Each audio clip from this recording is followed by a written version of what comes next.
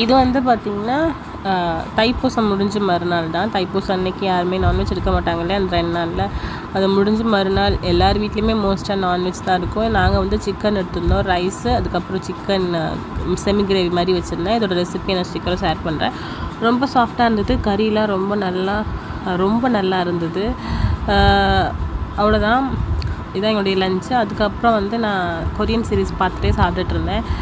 அப்புறம் அங்கே என்னென்ன வாங்கிட்டு வந்தாங்கன்னா, என்னோடய பையனுக்கு வந்து பால், பிஸ்கெட்டு, பஞ்சாமிர்தம், இதுதான் பஞ்சாமிர்தம். அதுக்கப்புறம் பொரி, பழங்கள், அப்புறம் துணூறு, விபூதி, துணூறு, குங்குமம், பூ, பழம், அதுக்கப்புறம் வந்து டாலர், மஞ்சக்கயிறு, மஞ்சள், இதெல்லாம் இருந்தது.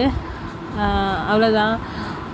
பஞ்சாமிர்தம் சாப்பிட்டு கிட்டத்தட்ட ரொம்ப வருஷம் ஆச்சு. ஏன்னா தைப்பூசம் அன்றைக்கி கண்டிப்பாக நான் ஊரில் குவைத்தில் இருப்பேன், ஊரில் இருக்க முடியாது.